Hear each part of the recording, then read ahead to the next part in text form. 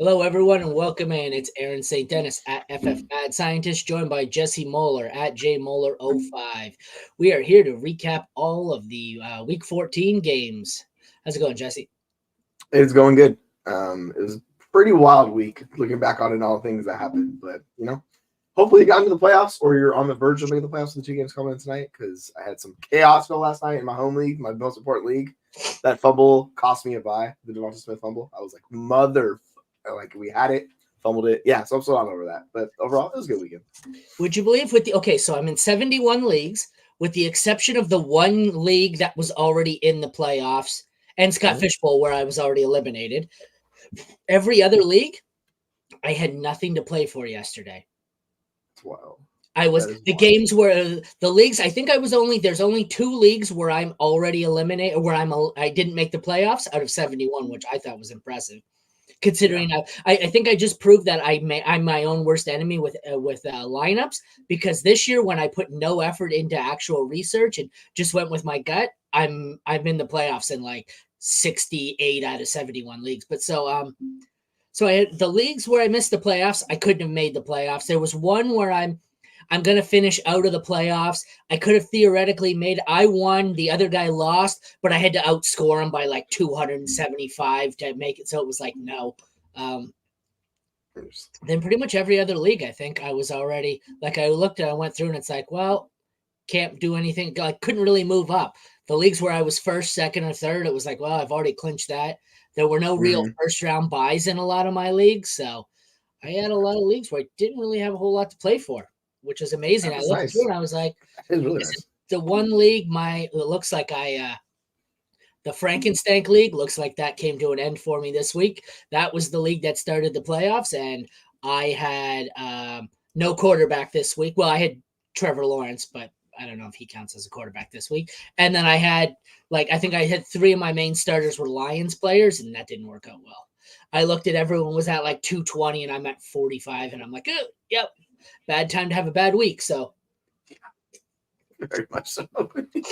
Yeah, I had like 6 or 7 games deciding a potential buy where it's like tweener, like you're a 2 seed or a 3 seed and you're on the verge. So I have quite a few of those games going on tonight, so it'll be interesting to see what happens. But yeah, the majority of stuff was already decided. Just it was the few games there I was like, oh yeah.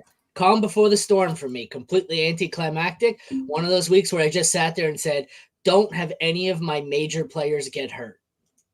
Lost Herbert. That is always the best. Aside from that, I think I came through it all right. Let's go. Our first preview, we're going to do Tampa Bay, Atlanta. Who would have thought this was a barn burner? 29-25 Tampa, both teams 6-7 in a three-way tie for the NFC South League. Excuse me, I got the hiccups today. In the NFC South, I'm just looking something up here, 2023 standings, unless you have it off the top of your head. I know it's a three-way tie. Do you know who's leading the NFC South by tiebreaker? I don't. I honestly don't. I don't know either, and I'm a Saints fan, so I'm going to look it up. It is Bucks, Falcons, Saints in that order. So go figure. Interesting. Very interesting. Yeah, it's just an ugly division. One of those teams is taking it. I don't know who it's going to be, but one of them is taking it. So we start off, the quarterbacks were surprisingly, decent, probably top 12 here, given how bad they both, are. Baker had 144 yards and 2 touchdowns, also added in a rushing touchdown. Desmond Ridder had 347 yards and only 1 touchdown, did also add in a second rushing touchdown. So both quarterbacks did what you needed out of them. Both running backs that were starters were studs in this one. We had 102 and 33 yards and a touchdown through the air for Rachaad White. Bijan had 34 yards rushing and a touchdown, 5 for 54 through the air. Edmonds got you. If you had to spot start him, he got you by, I guess. 40 yards and then 2 for 18 through the air. Algier is pretty much doing nothing. 9 carries, 40 yards. I guess it wasn't terrible. What's that? 4.5 yards per carry, but Bijan getting all the high value touches, so we're finally getting what we want from Bijan. The Bucks receivers were disappointing. Godwin 5 for 53. Who? David Moore? I was like, DJ Moore doesn't play for them. David Moore 1 for 11. Trey Palmer 1 for 3. Mike Evans 1 for 8.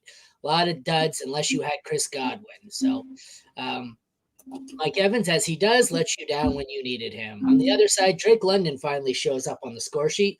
He has 10 for 172 and a 2-point conversion. No other receiver on the Falcons was useful. The tight ends were both, actually, we had kind of 3 decent tight ends by tight end standards. Cade Otton goes 2 for 16 and is saved by a touchdown. Jonnu Smith goes 4 for 27, puts up a decent stat line for a tight end. And Kyle Pitts goes 3 for 57, which isn't terrible for a tight end, but he added in the touchdown to really make it worth your day. Kickers, McLaughlin put up a 50-yarder, 3 for 3 on extra points, 2 for 2 on field goals. He was good. Koo was a total dud. I think I missed on 2 kickers this week, which hasn't happened all year, I think. I believe Koo was one of them. Koo and – oh, no, I haven't. Sanders is playing tonight. That's what it was. Oh, okay. Koo was 1 for 3 on field goals, 2 for 2 on extra points. He missed some huge field goals and was probably to blame for the Falcons losing. Bucks DST had an interception, 3 sacks, 2 forced fumbles, and a safety. They were good, and the Falcons, hopefully you didn't have to start them because they sucked. What's your takeaway here? So if you look at these teams, and I told you one of them was going to pass for 144 yards, like how much money would you have bet have been the Falcons in this game? Because they've been so bad passing, and of course it flips where Tampa Bay couldn't pass. They only did 144 yards passing. Yeah. And the Ritter throws for 347. And that shows up in the script. Like you see, it was all Drake London, really, and Kyle Pitts got there, Jonnu Smith. On the other side, like there's no passing volume. It's just nothing. And you see that with the 144 yards. It's just brutal. The only guy that was really good for you was Baker. Was solid, but it's Rachaad White. Like Rachaad White has been fantastic, and he had another excellent game. He's just getting that volume. It's elite. It's so good to see. And then we finally get Bijan doing his thing the past couple of weeks, where he's putting up the numbers for you. And yeah, like my takeaway, like on Twitter, I was talking about this with Drake London, is like the dude's elite. He just needs the situation to improve. So takeaway is Drake London is who we thought he was. He's a very good wide receiver. Yeah, this is a brutal game for Mike Evans because he was in a bunch of my lineups and just killed me this week. So seeing that go down was like, oh, I looked at the score sheet. I go, what? 1 catch? I was like, oh, man. Yeah, so that one still burns a little bit. And I was surprised how good Ritter was, but it's 25 points. That's really good. Like, so he played him, which Superflex, like, that's money. The quarterbacks aren't bad Superflex options, although inconsistent. You're starting both running backs as the takeaway, and all the receivers here are pretty inconsistent. Even though the tight ends were decent, they're pretty inconsistent. So you have a lot of inconsistent assets in this one, except for the 2 running backs. So yeah. I don't know if I want to be trusting anyone in this game on a regular basis, aside from White and Bijan. Yeah, I would say Mike Evans normally is just a really bad game for him. Yeah, not great. Baltimore beats the LA Rams in overtime, 37-31. I think I may have to start giving the Rams more respect because this is a couple weeks in a row where I thought they were way inferior to the other team, and they put up a better fight than I thought. They beat Cleveland. They almost beat Baltimore, and I don't think they're that good, but 6-7, I feel better about them at 6-7 than I do about any of the NFC South teams at 6-7, but got 2 more great. Like it was a great week for quarterbacks, even though I didn't feel like it was I guess it was a high scoring week if you look around at some of these scores. But Stafford goes 294 with 3 touchdowns. Lamar goes 316, 3 touchdowns.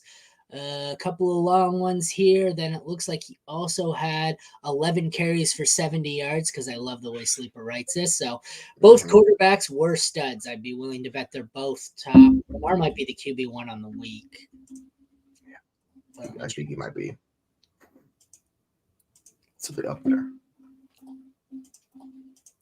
Lamar is the QB1 on the week. Stafford's the QB3 on the week. So Jake Browning. Sorry. So running backs, we have Kyron Williams, who got a lot of work. Didn't get into the end zone, but his yardage, 25 carries for 114 yards, made it worthwhile. He chipped in 3 receptions, but for negative yardage. No other Ram running back was usable. The only Raven running back that was decent was Keaton Mitchell, 9 for 54, 1 for 8 through the air. No touchdown, so he falls victim to a not great day. The receivers here continue to kind of play roulette. We actually had, it looks like 5 who were usable, and I guess Aguilar wasn't terrible either. This league, it depends. This would be very dependent here. If your league counted return yards or return touchdowns, Tylan Wallace is probably much higher in this ranking. Apparently, this league does not count his, 75-yard punt return touchdown to win it in OT, but So he was much more usable depending on your settings. But so that's the only reason I mentioned him. This league, he didn't record a catch and he was completely useless. Oh no, it must have, because he didn't record a catch, but it gave you the 6 points for the touchdown, but not the return yardage. So return. Yeah, it probably gives you like the defensive special teams touchdown type thing, but no yards. Yeah. So we have Cooper Kupp goes 8 for 115 and a touchdown. Puka Nacua goes 5 for 84. What's this? DeMarcus Robinson? I can never remember. Yes, DeMarcus Robinson goes 8 for 46 and a touchdown. Touchdown saves his day. OBJ 4 for 97 and 1. It continues to scare me because he's not getting, like, he got a lot of targets. He's just not getting a lot of catches. And it seems like the only reason he's been fantasy relevant of late, he seems to have this habit of just nobody covers him and he breaks loose for one long touchdown and does nothing. Because as you see, he had one, I believe it was 65 yards on the touchdown and then nothing after that. We got Zay Flowers goes 6 for 60 and a touchdown with a 2-point conversion. Nelson Aguilar goes 5 for 32. The tight ends, Davis Allen comes out of nowhere to go 4 for 50 and a touchdown. Isaiah Likely 5 for 83 and a touchdown in the game where I said if he doesn't do anything, drop him. So I guess you can continue to ride him because this was a matchup. Both kickers were good for you. Havrasek, who I thought was cut, was he not released and it was Crosby? Is this an error on Sleeper? I don't know. I didn't see who was kicking for them, so I'm going to take their word for it, but we've known. No, it turns in his best performance. So they must have signed Mason Crosby and played Havrasek anyways, but go figure. So they're carrying 2 kickers on the active roster. Havrasek goes 3 for 3 on field goals. He makes a 20-yarder, a 30-yarder, and a 50-yarder. 2 for 2 on extra points. Tucker's 3 for 3 on field goals. He makes 2 30-something yarders, a 40-yarder, and 2 extra points. The Rams' defense was not great, and the Ravens was, decent. They were passable, 2 sacks and a touchdown. What's your takeaway from this one? Zay Flowers is very much the focal point of that offense. I was looking at the routes run and the snaps. He did not come off the field on any of the passing downs. Literally, he ran every route for the team. Where Odell, he ran 4 weeks in a row. Odell ran, I think, 32 routes. Zay Flowers ran 54 routes. I'm assuming this here is when Andrews goes down for the season. I don't remember exactly, but I feel like it's probably a good chance. Yeah, it's just like 98, 94, 97. Yes, they very much like him, but he is the guy on that offense. And on the flip side, you see the wide receivers, Puka and Kupp doing their thing. Like, they were hyper-targeted in there. The Robinson thing's weird. Like, I would not expect that to stick at all. But, 10 targets for him, that at least catches your attention, weird spike here in usage. Because you would think it would be Tutu, right? Like, Tutu's been the guy. Like, he's been that third option. But nope, they just started Marcus Robinson. I don't know. They must have saw something with the game. And the weird spike here. I don't get it how Cooper and Nacua were both useful, but we have 2 in Robinson and Allen with absolutely weird spikes in snap share. It is strange. Did he throw a ton? 41 attempts. That's probably why. Yeah. Well, I didn't watch this one. They were ahead, weren't they? They weren't trailing. Yeah, and it was close most of the game, and then the Rams kind of did what they could to get it to overtime at the end. But Baltimore did have the lead, and then in overtime, it was a little back and forth. That's the highest pass attempts for him in a long time. 37. They've been ramping up lately, but he's look at the pass attempts here. He's in the 20s and 30s and 41 here, so that's probably why there's a lot more. Yeah, there's a lot more people to throw to now. They're spreading the ball. Well, same thing with Lamar. 43 pass attempts for him. If you get those pass attempts, that's what we love to see. Unfortunately for Mitchell, he did not take a bigger role like we wanted for the running backs, so that's a little unfortunate. But yeah, you can't. I don't know why people. I called it. I said a third when we said, "What do you think his snap share will be?" I said a third. It was literally 1/3 of the snaps. What was just? It kind of was. Hill what was it was 42. Previously. Sorry. Yeah. No, you're good. No. It was what it was previously, more regress to that. So that's just unfortunate. But yeah, on the other flip side, Kyron Williams is just the bell cow of all bell cows. Once again, snaps, all the volume, just doing his thing. It didn't have the best game, but still 90% of the snaps, all the opportunities in the world. This is ideal for midi running back. So the trade deadline's about to kick in a lot of leagues because this league's about to finalize. So you have a couple weeks. But if you need someone to go for the playoffs, I don't mind, going to get Kyron Williams and make the late push for your team. If you need someone, that isn't going to cost you a ton of money because people still don't value him. All right, we got to pick it up a bit because we have 12. We have 2. There's some questions in here too. Oh, did we? Sorry. Yep. I'm on the other screen here. We will go with, I need 16.3 PPR points, and I have the choice of A-Chain or Saquon. A-Chain. Yeah, I feel like, yeah, like it's just I think both these guys are actually gonna hit above 16. Honestly, like I don't mind it, and I prefer yeah, AJ now. You? yeah. I hate the Tennessee matchup. That's the only thing that worries me. So I think I feel safer about Saquon, like getting that bar, but I think Achan has a higher ceiling. Like he could get 30. I don't see Saquon's in that range without him. So yeah. I think Tua and Henry combined for 30 points tonight in full PPR. Yeah, they're going against Tennessee. Yeah. Yes. Like I Yeah. think Tua gets you there. I do worry about Henry. Like Now, Henry's floor is really I low. think Henry gets you at least. I'm thinking Henry 15 to 20, and I think Tua gets you 25. I Yeah. think you have a better chance. If I had to guess over under, I think you're closer to. I think you're closer to 50 between these two than 30. I would say Mhm. Tua gets you 25 to 30. Henry gets you 15 to 20. So what's the math like on that? 40 to 45. I think you're closer. You're more like 40. So if that's what you Yeah. need, 30 points to clinch the I think you'll playoffs, get there. you're good. You should be good. So Yeah, you can just look at their projections. They're going to project for way over 30 combined. So yeah, like yeah, I think you can be set. You're good. Tua might get you there on his own, but moving on, we got the Bears stunning the Lions 28-13. Lions fall to 9-4, Bears 5-8. Jared Goff was terrible. 20 completions for 161 yards, an interception, and 2 touchdowns. He continues to turn the ball over at a ridiculous rate. Justin Fields goes 223 and a touchdown, adds in 12 carries for 58 yards and a rushing touchdown, just like we all said he would. Actually, that was a little lower than I expected, but still almost 60 yards is pretty solid. Jahmyr Gibbs goes 66 yards and a touchdown on the ground, 3 for 16 through the air. David Montgomery, 10 for 66 and 3 for 19. Deonta Foreman goes 11 carries, 50 yards, 2 for 22. Almost nothing from Khalil Herbert and Roschon Johnson. So the debate of who was the guy here between Khalil Herbert and Roschon Johnson, the correct answer was Deonta Foreman, just like we all expected. Yeah. The receivers, the pass catchers all around were kind of funky for Detroit. Josh Reynolds leads the way with 3 for 44 and is only usable because of a touchdown. 3 for 21 from St. Brown, which killed me. Khalif Raymond goes 3 for 15. Nobody else relevant on that side. DJ Moore goes 3 for 20 and a touchdown on the ground. 6 for 68 and a touchdown through the air. Was a stud. 2 for 44 for Mooney. We'll move down to the tight ends where Sam Laporta killed a lot of us. He goes 2 for 23. Cole Kmet goes 5 for 66. No touchdown, but a pretty solid game. Riley Patterson does nothing. Cairo Santos goes 3 for 3 on field goals, and he was tolerable. The Lions' defense didn't kill you, but they weren't great with 7.5 points. And Chicago's defense was awesome. 2 interceptions, 4 sacks, a forced fumble, a fumble recovery, and 4 fourth down stops. This game was funky. DJ Moore seems to be the most consistent asset. I don't know what the hell happened. I thought Laporta and St. Brown were almost matchup proof in this offense.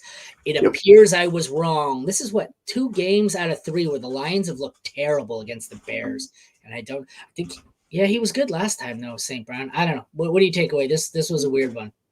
Yeah, I think it's the worst game of the year for both of those guys. Like Amon Ra and Laporta have not had worse games all year. So unfortunately, it just happens. It's just rough sometimes. What it shows me is that Gibbs is so much safer than Montgomery because of the game script. He's going to be in the field, and if they get in these negative game scripts, he's going to be heavily involved, and this is what happened. And even in positive game scripts, he's on the field. So this is why I always prefer Gibbs over Montgomery. There's just more outs for him to succeed. Where Monty was fine, like he didn't kill you, but just like overall, it's just a much easier path for him. And good luck with the Chicago backfield. Like I don't even want to mess with it. It's too complicated. It's too confusing.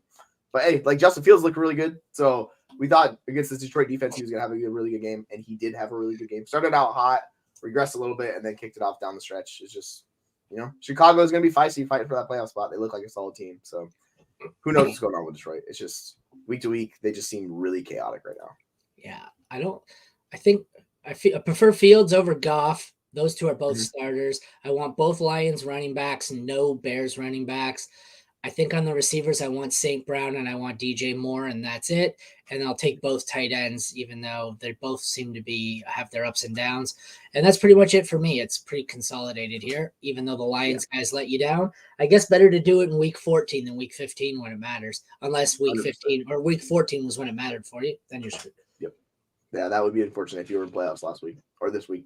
Or you needed to win to get into the playoffs last week, this week or whatever. Yeah, you're counting on the guys. Yeah, because if you're rolling out the lineup of Laporta, Amon-Ra St. Brown, Mike Evans, and you're just like, yep, that's not playoffs for me. This is unfortunate. That was my not Scott Fishbowl. That was my Frankenstein league. Mike Evans, Amon-Ra St. Brown, Trevor Lawrence, Sam Laporta. I have Raheem Mostert still, but it's not pretty. So at least you had Lawrence go well. But yeah, the rest of the guys, it's just like yikes.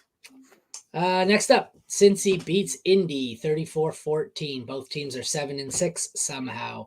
Jake Browning goes 275 yards, 2 touchdowns and an interception, 3 carries for 7 yards and a rushing TD.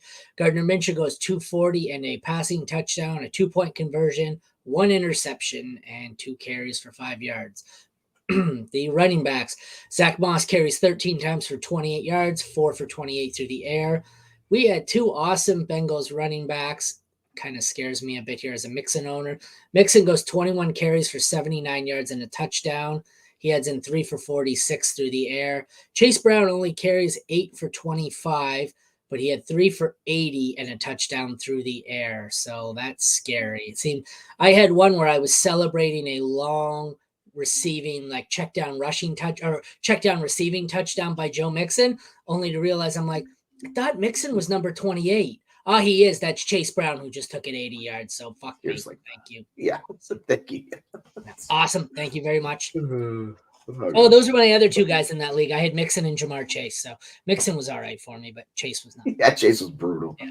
Pittman goes 8 for 95 and a 2-point conversion. Josh Downs 3 for 32, 2 for 22 for Alec Pierce.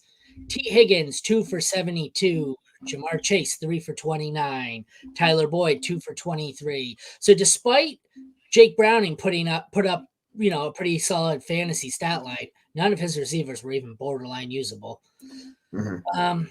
Will Mallory goes 5 for 46. Mo Alley Cox does most of it on a touchdown, all of it on a touchdown, 1 catch for 2 yards and a TD. Tanner Hudson 2 for 21, saved by a touchdown. So we have a couple of guys here saved by touchdowns. Matt Gay misses his only field goal and his only extra point. McPherson was decent, 2 for 2 on field goals, 4 for 4 on extra points. The defenses, the Colts didn't kill you. They were average. 1 interception, 1 touchdown, which saved their fantasy day. The Bengals go 1 interception, 3 sacks, a fumble recovery, and some 4th down stops. They were surprisingly good, but I probably did not start them anywhere. I probably did start the Colts. What do you think here? So Jake Browning is proving me wrong that he is a capable NFL quarterback, because this is his 2nd performance in a row where after his first game, he looked just like the worst. They 41 plays, all that nonsense. The last 2 games, he's been really good. So props to Jake Browning. He's been better than I thought he would be. He's been a viable streamer option the last 2 weeks, and he gets, Minnesota? He gets Minnesota next week. So if you're desperate, Minnesota's defense has been better. I know, it's weird. Like I still don't fully trust them. I don't like these 3 matchups. Right here. The That's Pittsburgh one, yeah. So it's just like depends on where you're at and where you're like looking through. We have like Minshew who's going against Pittsburgh next week. Don't think I don't really deal with that. And Zach Moss was really disappointing. We knew he was gonna get the volume and the usage. It just did not work out well for him. He basically put a Joe Mixon performance where it's inefficient, not good volume. On the flip side, Mixon, he's been carrying your teams with Browning, and he's been really good. So Mixon had 25 opportunities in this game. Yeah. So I get it, Brown's playing a role, but Mixon's still seeing a heavy amount of the workload. So if you have Mixon, you got to be happy with him because he's really like the only guy that's been consistent of the skill position players. And talk about Jamar Chase, lowest snap share of the season yet. Somehow. Yeah, I think that's because they was just like the game got out of hand, so they kind of just rested him a little bit, and they let Chase Brown get his because his snap share was at like 30%, so like it doubled from the week before, and they won by 20. So it seems like it's just like one of those games. But Chase Brown could have a role moving forward, so we'll see how that works out. And Michael Pittman is the most consistent fantasy wide receiver in football. Like it's just nonstop, just good production every week. 15, 22, 15, 12. Like he gives you double digits every week. He gets the target. Amazing. He's still only 11th. Yeah, it's wild. He's not the high-end asset, but he's just been really good and consistent. So he's not going to kill you with these 4 games. 20, 28, 22, 16, 14. How is this only 11th? It's amazing that's only good for 11th. He doesn't score a lot of touchdowns, but yeah. I mean, he's already had 138 targets. He's about to smash his career record. And we got 4 more games for him. Yeah, he can be pushing 180 targets on the year. Like, that's just wild usage for Pittman. Yeah, it's really good. Ooh, I own him. T. Higgins is just, it's weird, man. I don't know. T. Higgins got 4 targets. Jamar Chase only got 4 targets. This game just seemed really weird for Cincinnati with how this played out. They didn't really need their wide receivers to do much. They involved the tight ends. I don't know. It just doesn't seem like this is sticky, but they really just rolled. So I would kind of just chalk it up to a weird game script and be okay with Chase. I'm still not really interested in Higgins for the most part. It's just been disappointing, and he still continues to be disappointing. So we'll see. All right. Cleveland Browns 31, Jacksonville Jaguars 27. Both teams 8-5. Trevor Lawrence, despite being injured, played all right, turned the ball over way too much against the good Cleveland defense. 257 yards passing, 3 touchdowns, but 3 interceptions. Joe Flacco outdoes him. Goes 3-11 and 3 touchdowns, but the difference is only 1 interception. So Flacco is surprisingly decent as a streamer. That's kind of scary. Another injured player here, Travis Etienne, comes through, 35 rushing yards and a touchdown, and 4 for 37. So the touchdown probably makes his day look a lot nicer than it was. Dearness Johnson goes 3 carries for 12 yards and 2 for 16 through the air. Jerome Ford, 12 carries, 51 yards, and 5 for 31 through the air. Kareem Hunt carries 10 times for 27 yards and saves his day with a rushing touchdown. The receivers were all average and not great. Calvin Ridley goes 4 for 53. Parker Washington, 2 for 27. A touchdown helps, and the fumble lost hurts. Zay Jones goes 5 for 29. Christian Kirk out of the lineup, so I was surprised they just kind of spread it out here. Amari Cooper goes 7 for 77, loses a fumble. David Bell goes 1 for 41 and a touchdown, so it's all on one play and cannot be relied on. Eli Moore, I thought, would do better. He was 3 for 42. Cedric Tillman, 2 for 23. The tight ends were the stars here. Every time I looked up, there was a tight end in the end zone in this game. We have Evan Ingram, 11 catches on 12 targets, 95 yards, and a touchdown. David Njoku, 6 catches on 8 targets, 91 yards, and two touchdowns for both. Sorry, I don't know if I said 1 or 2. We'll get back into them in a second. I'm going to look and see. I bet you they are tight end 1 and 2 on the week. They gotta be. McManus was crappy for fantasy, 3 for 3 on extra points. Dustin Hopkins was okay, 1 for 1 on field goals, 4 for 4 on extra points. Both defenses were solid. The Jags put up 1 interception, a sack, 2 forced fumbles, and 2 recoveries. And the Browns put up 3 interceptions, 4 sacks, a forced fumble, 1 recovered, and 4 fourth down stops. I'm going to quickly switch over here to the stats leaders for tight ends, and it is Ingram and Njoku back-to-back for our leaders. No surprise there. What's your takeaway from this one?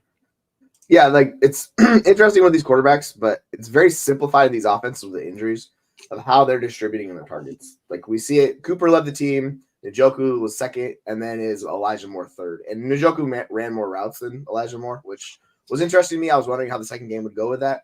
But it really simplifies. It's like those 3. And on the flip side, Jacksonville, it's really easy to tell. You look at the targets, they freaking had, 14 for Zay Jones, 13 for Ridley? Like that's those 2 guys right there. And then Ingram with 12. So it's like, these offenses, it's really easy to decide who's getting the targets and who's not. Like you just consolidate on those 3, and then the running backs could chip in and here and there with the receiving work. But like it's really hyper concentrated on those guys. Where we had even ETN get 4 targets, Jerome Ford got 6, and this is because of Joe Flacco. So like Joe Flacco, he was going to check it down, and like helps Ford get there where he's basically 10 points a game. Like you just look at his stats every week, it's 10 points, 12, 9, 10. It's really weird how consistently just average he's been.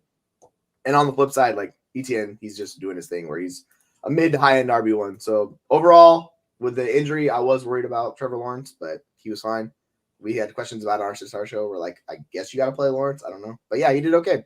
So overall, I'm curious to see with Flacco who they're going against next week.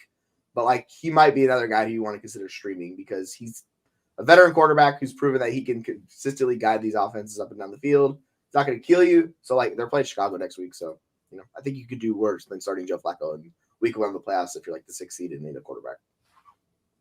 Yep, Chicago, Houston, back-to-back. That's not a terrible option.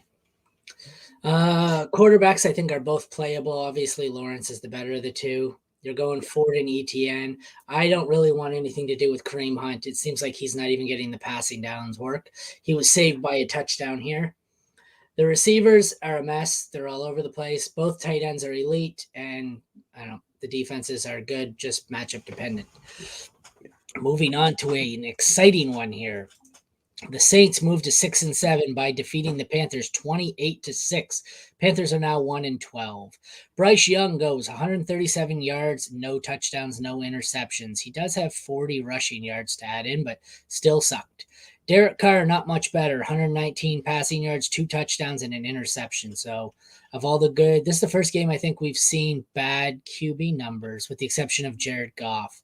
So, in a good week of QBs, these two are not going to be on the leaderboard.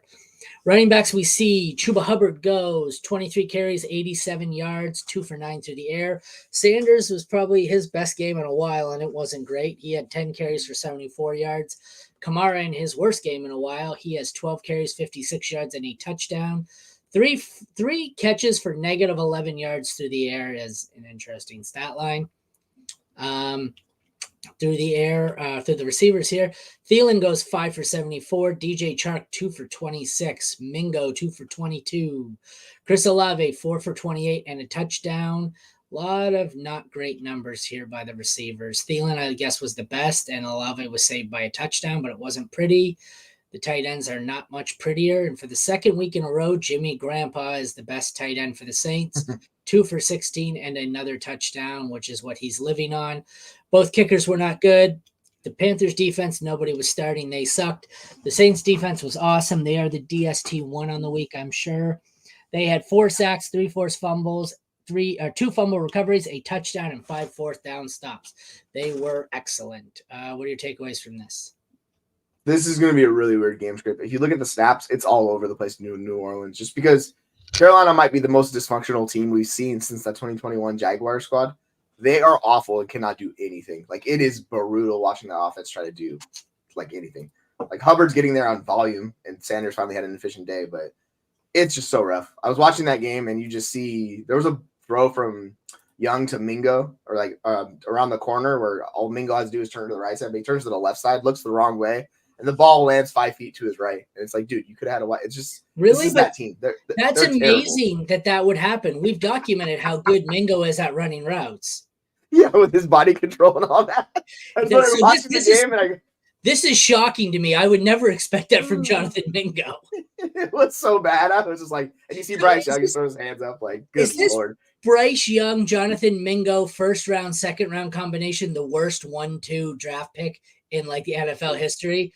The worst any team's ever come out with 2 high-end draft picks. It's so brutal, man. It's pretty bad right now. Oh my gosh. Yeah, and they desperately need help. Like, clearly they missed on Mingo, and Young's just in the worst possible situation. So I don't know what they got to do, but they got to make some changes if they want to be at all competitive next year, because it's a lot of the same issues.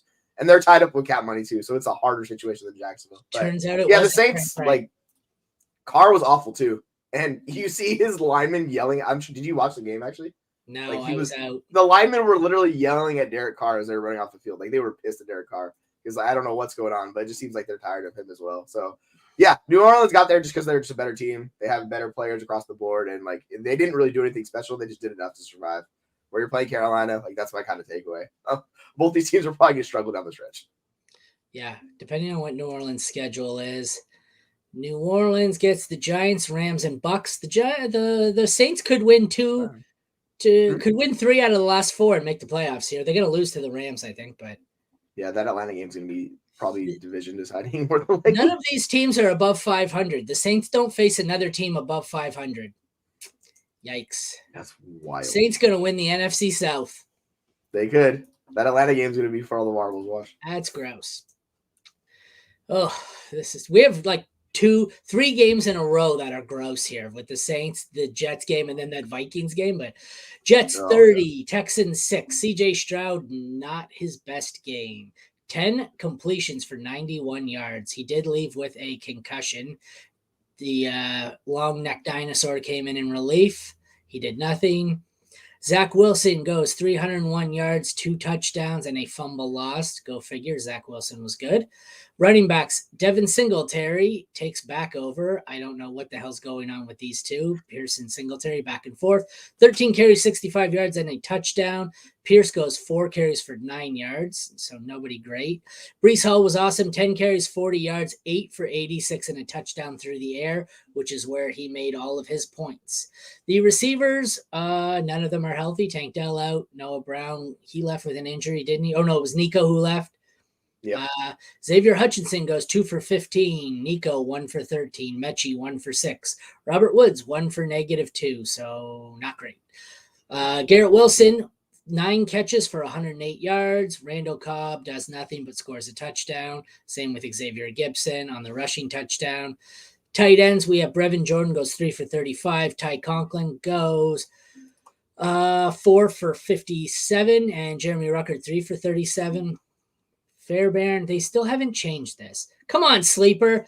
Fairbairn has been out since what, week 10, and they haven't changed it. It's Matt Amendola. They just don't want to do it. I don't know why. God, like they're just refusing. They got to beef with the Texans. Change your shit, sleeper. Then we have Greg Zerline goes 3 for 3 on field goals, 3 for 3 on extra points. He has a monster day. Both defenses were decent. Texans have 4 sacks, a forced fumble, and 1 recovered. Jets were awesome. 6 points against, 5 sacks, and 3 fourth down stops. What's your takeaway from this other than the fact that the Texans must be the most beat-up team in the NFL?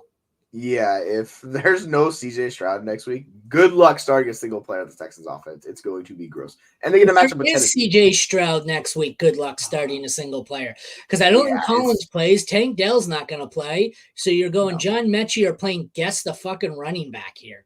That's the problem. Like, it's just the targets and stuff are going to be so distributed. You don't know who's going to step forward. It's best just to avoid it. Until remember when 6 weeks ago it was people were lining up for Texans? Stroud, Singletary, Pierce, Nico, Tank Dell, Dalton Schultz. You couldn't get enough Texans in your lineup. Now I don't think there's any. Most people aren't going to be starting any of them next week. It's funny how we're talking about them MVP, and we're like, we want all the Texans, and crazy how stuff changes, right?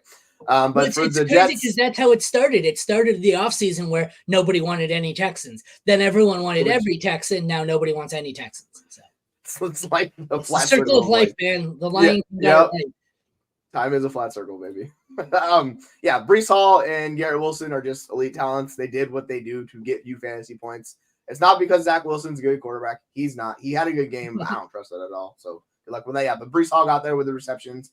9 targets, 86 yards, touchdown. Garrett Wilson, 14 targets, 108 yards. Like, that's just what these guys do. They have boom weeks because they're very good talents. So you just got to bet on them. And you're going to roll them out in the playoffs and just hope they boom for you because it's up and down with those guys every week. So you see Breece Hall's usage and every week.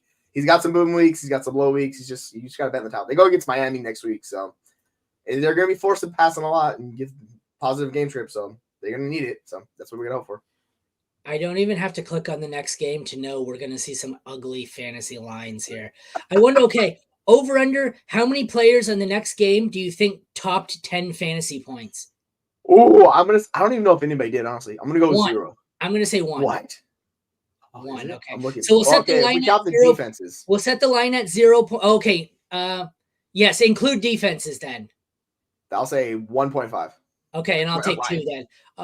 You're taking 1.5. I'll take 2. 2. I'm taking 2. Let's see. You're taking it over. Okay. Cool. It's not a good start. It's rough. 1. It's so rough. Devontae. 2. Oh my god. Good lord. 3, 4. Oh wow. Both defenses. Both defenses. So it would have been 2 if it hadn't been for defense. But anyways, you got Josh Dobbs. Remember, like a month ago, people were fighting me over Dobbs about how I said he's Josh Dobbs. We're not doing this. He'll be good for 2 or 3 games and then he'll suck.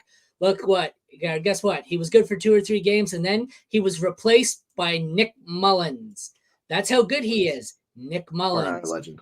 I believe you said this as well. Sell Josh Dobbs. I know I certainly fucking did.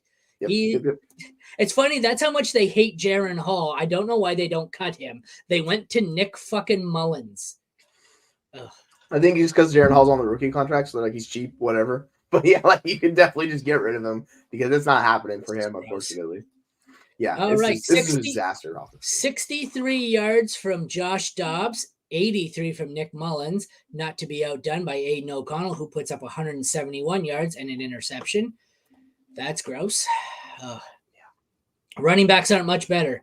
Ty Chandler, 12 carries, 35 yards, 3 for 7 through the air. 10 carries for 66 yards for Madison, but no touchdown for either. Made it kind of a crappy day. No touchdowns. Well, I guess no touchdowns in the game. Made it a crappy day for all of them. Josh Jacobs, 13 for 34. That's impressive. 2.9 yards per carry, if my math is correct. Devontae Adams somehow puts up 12.5 fantasy points, 7 for 53. Impressive. 5 for 25 for Jacoby Myers, 3 for 46 for Hunter Renfrow. KJ Osborne goes 4 for 15. Justin Jefferson, 2 for 27 and left again with a chest injury. Not good. Oh, it says avoid severe injury. I thought it sounded like he was done, but. Yeah, he got hit on the side, so they were worried about his kidneys and stuff, but it seems like he's okay-ish. I don't know. It's just been a rough year for Jefferson. I don't start players in their return from significantly long injuries, so I didn't have him in my lineup anyways. So it worked out well for me because I had him on my bench. So, I mean, I realized this was completely unrelated to his previous injury and was just luck, but either way, I'm glad I left him on my bench. He got hung out to dry by his quarterback. It was rough. Yeah, Addison 2 for 27. TJ Hawkinson goes 5 for 53. Michael Mayer 1 for 14. This fucking game is ugly. Greg Joseph puts up 2 fantasy points and is the best kicker in the game. Daniel Carlson, who was drafted as a top 5 consensus kicker, is kicker 25 on the year. I know most people don't have kickers and don't follow kickers. He may be one of the biggest busts this year at kicker I've seen in a long time. The Vikings and Raiders defenses were both good. I believe the Vikings were definitely on my streamer article. So that was a hit for me. I don't think I went Raiders because I'm not suicidal. So Vikings had an interception, 4 sacks, forced fumble, and 2 recoveries. The Raiders, 3 points allowed and 5 sacks. They got there. So the defenses were the star of the show here, maybe because both offenses suck. Both quarterbacks suck.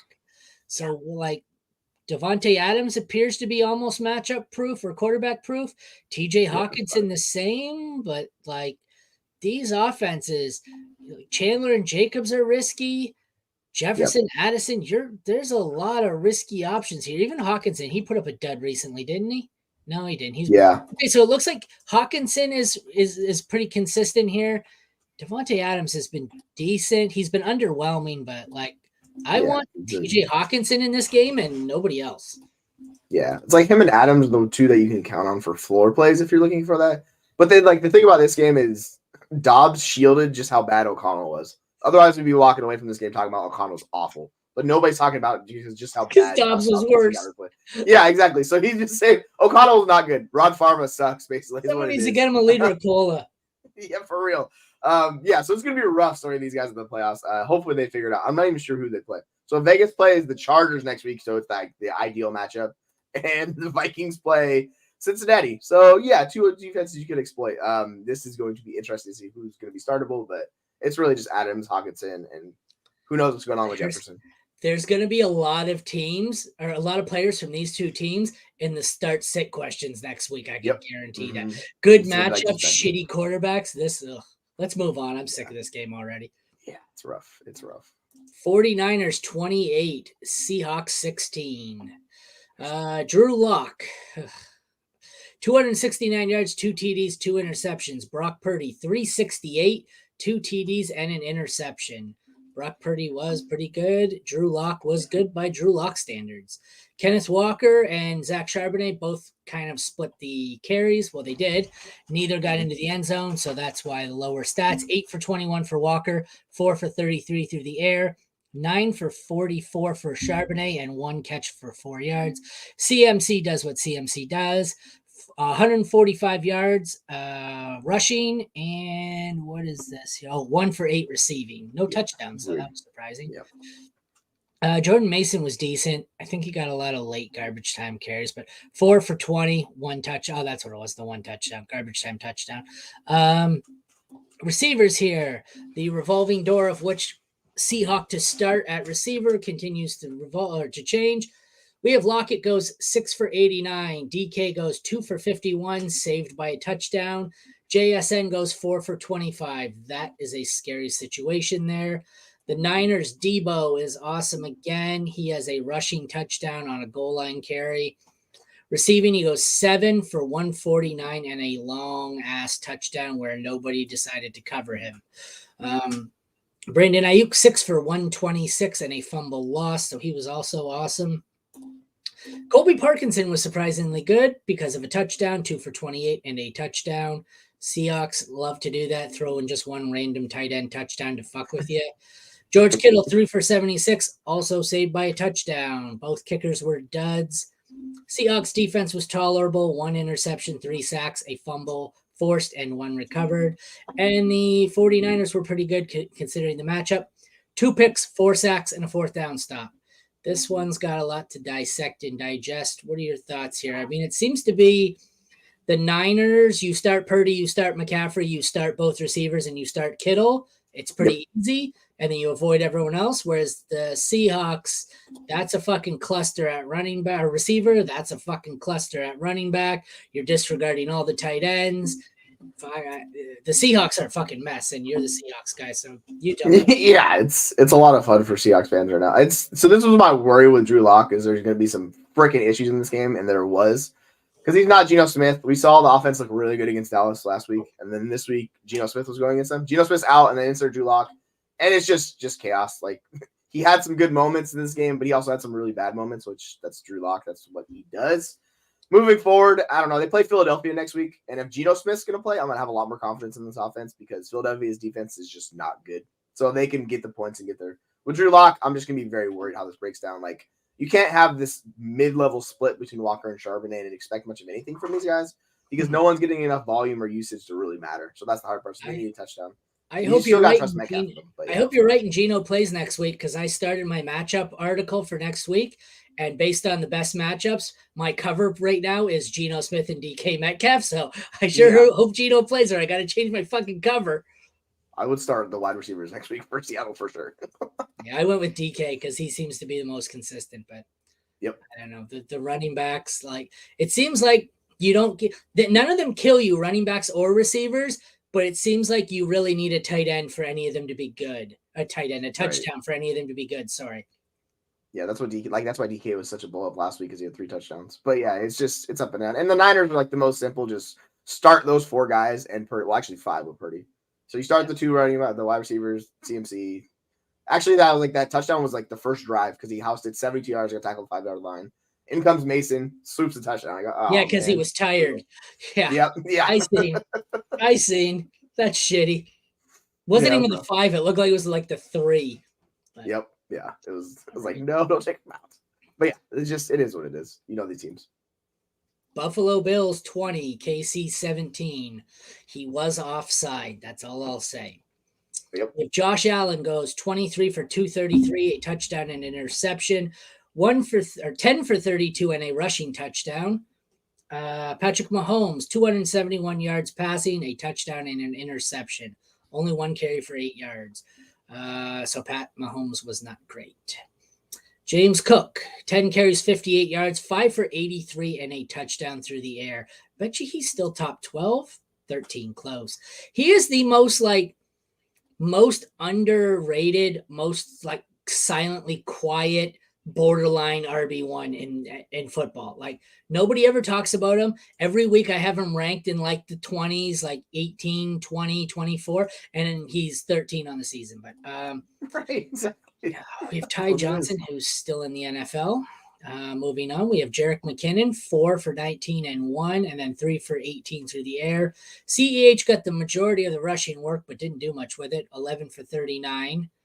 The receivers, Rashee Rice was great. Everybody else sucked. Stephon Diggs, 4 for 24. Deontay Hardy, 1 for 25. Shakir, 1 for 12. Trent Sherfield, 1 for 9. Gabe Davis, 0 on 2 targets. So the people who fought me all week saying this was the Gabe Davis blow-up week and that I was an idiot, yeah, you were incorrect, sir. Thank you very much. I'll victory lap now. I'm getting very petty as the season goes on. I don't know about you. Don't blame me. It's a long season. It's a long season, and at some point, it's like you get sick of blah blah blah blah. They're like, there's no reason. You're wrong. You're gonna be wrong. Just wait and see. And it's like, I told you I was right. Fuck off. Really, he'll. I find I'm victory lapping more as I'm getting more and more tired as the season grows to a close. I know that before I just used to move on and I kept it to myself. Now it's like, fuck off.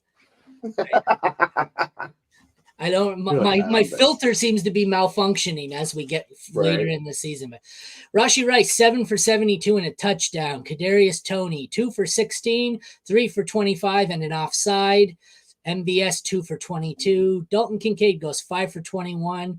Knox had some targets, but didn't really factor in. I guess kind of split it here with Kincaid. 8 targets, but he just didn't do much with them. Kelsey 6 for 83, a great day. No touchdown, didn't help him. The kickers, Bass was salvageable, I guess we'll call it. 2 for 2 on field goals, 2 for 2 extra points. Butker sucked, 1 for 1 on field goals, 2 for 2 on extra points, but it was a gimme field goal. Both defenses didn't kill you, but both defenses didn't really help you. They just they're literally, my cutoff line for a usable defense and kicker is 8 points. So literally, if I had started any of these 3 in Bass or the 2 DSTs, they literally did the bare minimum to qualify as a hit this week. And that's pretty much what they are.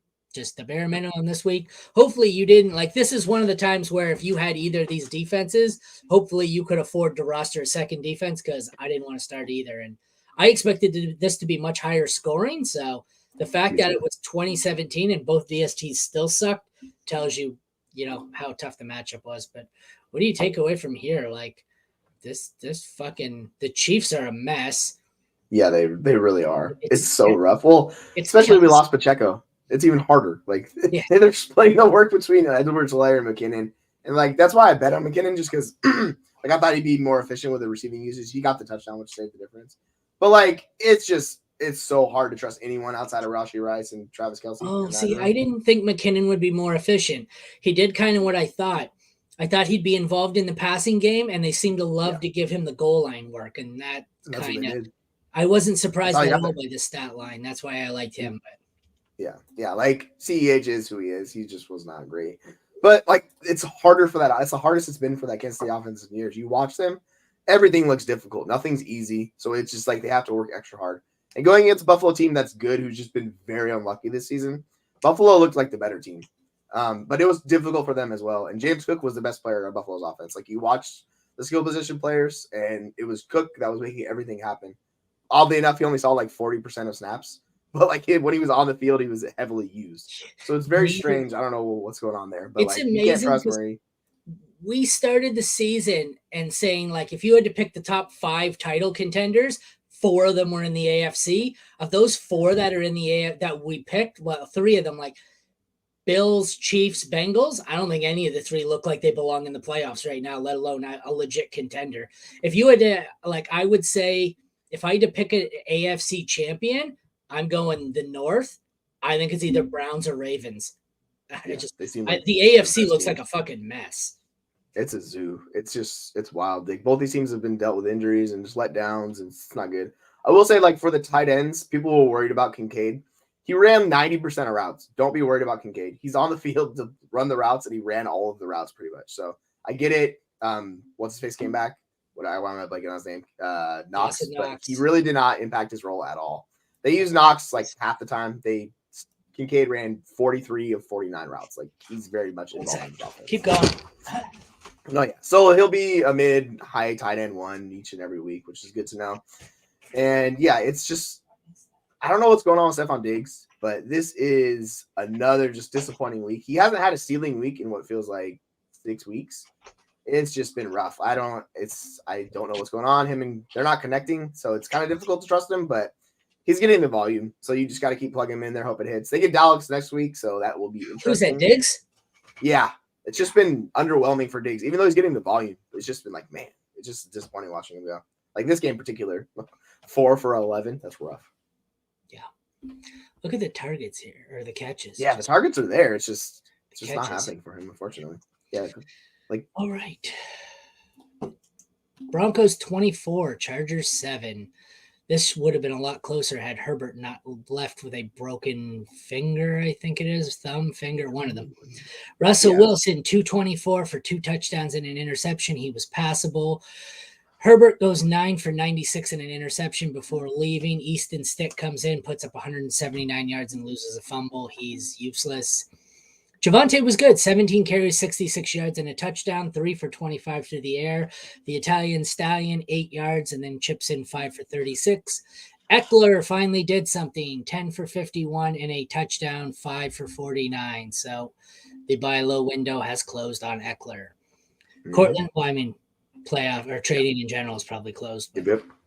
I went to do that earlier. I went to start writing my my trade chart for this week, and I was like, oh, I guess I don't have to do a redraft trade chart for this week, just dynasty, because you can't trade and redraft in the playoffs in 90% of leagues. But Cortland Sutton, 3 for 62 and a touchdown. Judy, Mims, Humphrey, everyone on the Broncos did nothing. That's kind of scary how useless everyone but Cortland Sutton was in that pass catching group. Keenan Allen goes 6 for 68, kind of disappointing for him. Quentin Johnston puts up the exact same fantasy points pretty much, and somehow that's a good game for him and a disappointment for Keenan Allen. He goes 3 for 91. The tight ends, we had 2 who were decent. Adam Troutman, 2 for 19, saved by a touchdown. Gerald Everett was better, 5 for 39, but didn't have the touchdown, still put up more points. Both kickers were atrocious. The Denver defense was excellent. The Chargers defense was not. Denver puts up an interception, 6 sacks, 2 forced fumbles, a recovery, and 5 fourth down stops, while the Chargers get an interception and 2 sacks only. It was nice to see Austin Eckler come back to life. This entire Chargers offense worries me. I think with Justin Herbert, assuming it says they're Thursday or Saturday or something, and it already said he's not playing. So I don't know. I'm probably still going to fire up Eckler and Keenan Allen in the first round if I have to. I don't really want any other Charger. And on the Broncos, it's easy for me. If it's not Russell Wilson, Javonte, or Cortland Sutton, I'm not playing any of them. Yeah, it's that simple. Like the thing for the Chargers is it kills the tight ends. Like you get Easton Stick in there, like you can't trust tight end anymore. You can at least fire them up with hope. Now it's just like, no, not doing this. Like I get it. No, thank you. It was fun watching Easton Stick throw a 90-mile-an-hour fastball right past Eckler's head at the goal line. Like he was wide open, all he do was lob it, and he just chucked it like Jamarcus Russell. I was like, dude, what are you doing? There was no one around him.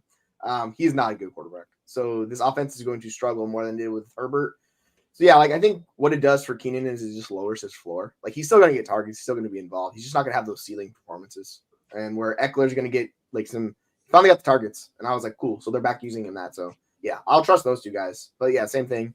These offenses, like we know who you're going to play. At least Quentin Johnston's a full-time player. He ran like every snap. He's going to be super boom bust, and without Herbert, it's just not really going to work out for him. So it's just you don't have to worry about him anymore. Yeah. So these offenses are just disappointing in general. First round of the playoffs, there's a combined 5 players I'm starting in this game. So yeah, and even like I don't have a lot of confidence in Javonte either. Like it's not great. Yeah. Sadly, I think the one maybe Eckler's my favorite choice out of all these. Other than that, it's Cortland Sutton, I think. Yeah, and then it'll be like Keenan and just you just pass everybody off. To close it out, Dallas upsets Philly 33-13. I believe that puts Dallas in charge of the division. That's something you don't see. Jalen Hurts finally does not score. Sorry, go ahead. Oh, no, I was going to say, I think they still own the tiebreaker because they won the first matchup between them. So I think it's Philly, but I'm not sure. I thought, just a sec. I thought I heard in the car that it puts the Cowboys in first now, but I'm going to double check right now. It does. It puts the Cowboys in first on what is the tiebreaker? Point differential is the tiebreaker. The point differential for the Cowboys is plus 188. The Eagles plus 21. Yikes. It's only plus 21? Yikes. It's wild. The Cowboys are way ahead of everyone. The next highest score, so the 49ers are plus 175. After that, the next highest is the Ravens at plus 140, and then there's only 2 teams over 100. Good. I'm surprised God. Philly's like that close to 0. That's wild. I did not expect fucking that. Cowboys are scoring.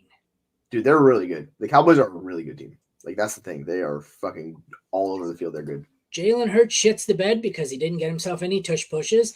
Once again, I've been pushing that narrative, so just allow me another victory lap. He goes 8 for 179, 18 for 197 because I'm dyslexic, and goes 5 carries for 30 yards and a fumble loss. Dak 271 and 2. Good God, another fumble loss, but a decent day for Dak. The Eagles side here, we have DeAndre Swift, 11 carries for 39 yards. Gainwell, 4 for 28. Scott, 3 for 9. Tony Pollard has a decent day, actually a good day. That surprised me. I didn't like him in this at all. But to be fair, he got more work than I thought because they were running out the clock for more than I thought they would. Pollard goes 16 for 59 and 7 for 37 through the air. Dowdle gets a lot of garbage time work, a garbage time touchdown. A.J. Brown, 9 for 94 and a fumble loss. Devonta Smith, 5 for 73 and a fumble loss. How many times did the fucking Eagles fumble? 3. The 3, they killed them. That's why they were in Dallas territory and all of them too. And the fumbles just killed them. CeeDee Lamb, 6 for 71 and a touchdown. Gallup, 3 for 48 and a touchdown. Cooks, 2 for 37. Moving on to the tight ends, Goddard goes 4 for 30. Ferguson, 5 for 72, both startable. Both kickers were good or great. Elliott was good with 2 for 2 on field goals, 1 for 1 in extra points. He hit from 40 and 50. Aubrey was awesome, 4 for 4 on field goals, 3 for 3 on extra points. He hit from 40 and he hit 3 from 50. Good God. Wild. He went from like 60 plus. Both defenses were good or great, much like the kickers. The Eagles were good. They put up 3 sacks, a forced fumble, 1 recovered, and a defensive touchdown to save their day. Cowboys were awesome. They put up a sack, 3 forced fumbles, 3 fumble recoveries, and a 4th down stop. So a defensive touchdown saves the Eagles, and the Eagles fumbling the ball 8 bajillion times saved the Cowboys. So this is actually, there were quite a few usable assets in this, but I bet if there was a game with the most rostered assets in it, it was probably this one or Buffalo KC. So it's, it is what we thought they were. So yeah, exactly. I'm with you. It's so interestingly enough, like DeAndre Swift has been really disappointing the past couple weeks. And if you look at his snaps in this game, like Gainwell basically split with him down the middle. Gainwell ran more routes. I don't know what's going on, but I really don't trust Swift moving forward. He's just not getting the option, and he's not getting the touchdowns either. So it's just really hard. He was really efficient for 2 straight games, and then look at his snaps. All of a sudden, just fell off. So I wonder what it was. I don't know what's going on. He's one I've never seen a player from his time with the Lions where it's just randomly he gets less work. What's going on? He was hurt and just nobody knew. And so I'm going to bet there's probably a lingering DeAndre Swift injury we don't know about, but that's pure speculation and just past history. Sorry, go ahead. Yeah, I'm just worried about him moving forward. So in the playoffs, it's going to be real questionable starting him. You probably have better flex options would be my assumption. What killed the Eagles with the fumbles? This game should have been a lot closer. If they did not fumble, like we would have been a lot better for the Eagles offense in general. So it's just turnovers. They get you. And this is what happened to the Eagles. 3 turnovers when they lost all the fumbles, just stopped the entire offense. So it really just destroyed everything they could have done. So it should have been a lot better game for them. Gridiron Gal 87 is Tracy. What did she do? Draft every fucking Eagle? Yeah, she said she likes to grab her players, right? 2, so it's just all the 3, Eagles. 4. She owns 4 Eagles. Sheesh. But yeah, like if we look at these offenses, Pollard saw his season high in targets and receptions. CeeDee Lamb's he's awesome. Like CeeDee Lamb's wide receiver 1, basically. He's incredible. Yeah, like who you're starting with these teams. You're starting the 2 Eagles wide receivers. You're starting CeeDee Lamb. You're starting Pollard. Starting the quarterbacks. And you can do the tight ends like Ferguson and Goddard. Goddard came back. He ran enough routes. He was involved. 84% of routes. So he's back to kind of being who he was. So you trust the guys. Absolutely. Well, that is a wrap for the Week 14 recap. Join us tomorrow, Tuesday at noon. We will do a recap of the Monday night game, and we will go through the waiver wire for the first week of most leagues playoffs. Thank you, everyone, for tuning in. For Aaron and Jesse, have a great day. We will see you again tomorrow.